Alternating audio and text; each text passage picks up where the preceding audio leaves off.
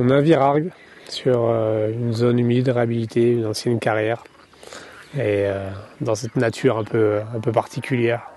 On est sur des zones remises en état, on dit. C'est-à-dire que c'est des secteurs qui, post-exploitation, doivent retourner à un certain niveau de naturalité. Et donc l'arrêté préfectoral prévoit que après l'exploitation d'un site industriel, on puisse le remettre en état et faire en sorte que la nature puisse retrouver ses droits.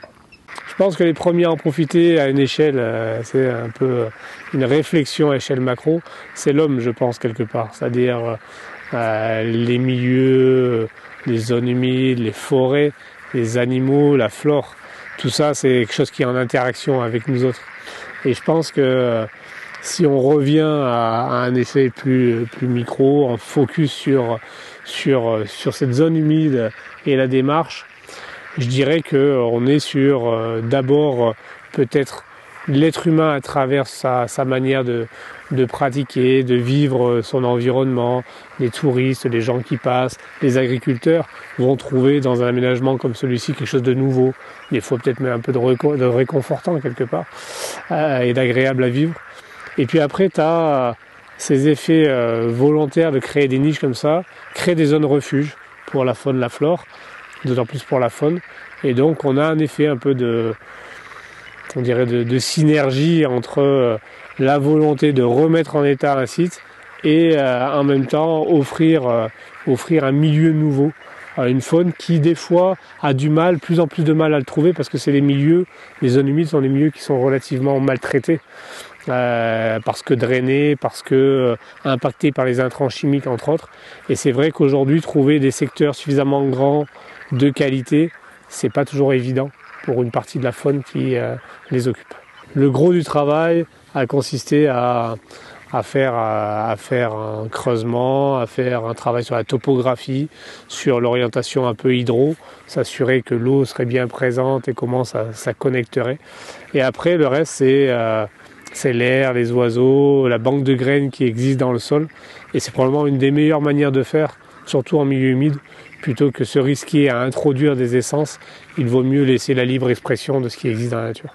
1 ou 2 ans, tu as déjà un cortège qui appartient à ce qu'on appelle les espèces pionnières ou opportunistes. Les canards ne sont pas des pionniers, mais dès qu'ils trouvent de l'eau, ils arrivent vite à trouver la zone.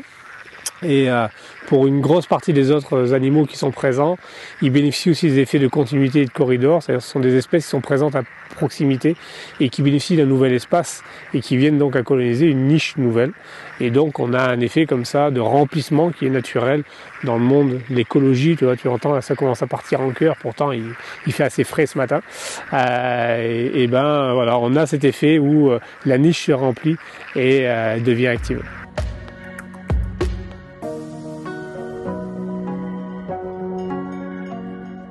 C'est un terrain qui a été réaménagé et donc comme on peut le voir là, je pratique du sursemis dessus et au final donc je le fauche, les vaches y mangent et donc pour un agriculteur c'est plutôt sympathique parce qu'en fait on fait et de la production de fourrage et en même temps on fait manger les vaches. Et c'est tout un ensemble parce que en fait finalement c'est un aspect qui redevient naturel. Et du coup, souvent quand je fane ou quand je viens voir les vaches, on a la chance de pouvoir voir du gibier en même temps. Après, ça passionne pas tout le monde, mais moi si, donc je me plais de cohabiter avec cet aspect-là, quoi. L'aspect naturel en fait. En collaboration avec le CPIE, on a mis en place en fait toute une bande tampon où on a laissé de l'herbe. Donc là actuellement, je la fais pâturer aux vaches.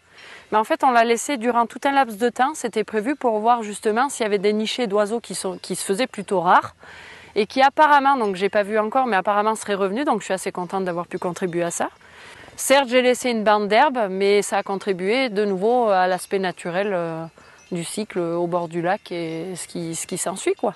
On n'imagine pas que là, juste avant, il y avait un trou avec de la terre blanche.